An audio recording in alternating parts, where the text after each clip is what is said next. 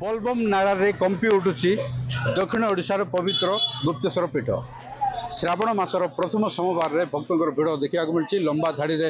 भक्त मैंने आसुँच जल लाग करने ठाकुर को दर्शन करने मनस्कामना जहाँ अच्छी से पहुँचते बर्तमान आम पाखे किसी भक्त अच्छा पचार बुझे आज्ञा कौटू आसते के समय ठिया केमती लगुच आमर ढेकाना जाड़ुड़िया गाँ आम 4-5 घंटा छिड़ा कौन कर भगवान कर आज्ञा पवित्र मासरे भल लगुच ठाकुर आज्ञा कौन केमती लगुच बहुत भल अच्छे यहाँ प्रथम सोमवार भिड़ टे कम अच्छे बर्तमान धीरे धीरे भिड़ बढ़ुचे गुड़िया लंबा धाड़ी किपरि ठाकुर दर्शन करने भक्त मैंने जाऊँच कलश पानी नहीं जाऊँच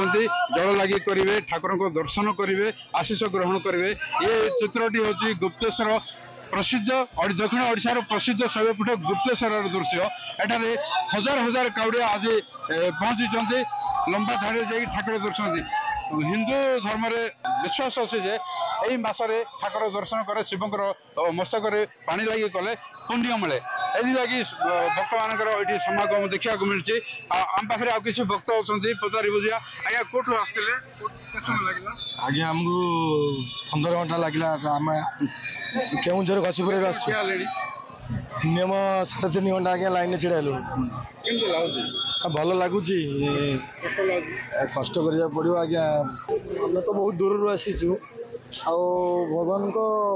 अनुभूति बहुत आनंद लगुच तबे आम 6टा बेलू रहीलु ए ठाकुर दर्शन आम केउझर आसीचु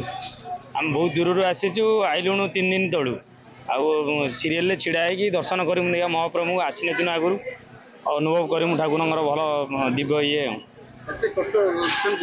कष्ट हेले भी भल मान ठाकुर दर्शन कर मुख्य उद्देश्य ना ना आज प्रथम आगुरी आम बहुत भाभी एत लंग अड़ा 750 किलोमीटर हो आम 34 जन आसु गोटे पिकअप आसु 34 जन बहुत दूर केवुझर आसिक पहुँचु आज आसिक दर्शन कर निहाती भाव में जहाँ शुणुले आप भक्तों ठारू दूर दूरांत आसिकी को प्रकार लंबा धाड़ी ठिया होती ठाकुर दर्शन कर एक प्रकार गुप्तेश्वर पीठ भक्तिमय परिवेश हो जाए घेरुआमय हो जाए आपण मैंने देखिपे लंबा धाड़ी हजार हजार काउड़िया घंटा घंटा धरी धाड़ी ठिया होती ठाकुर को दर्शन कर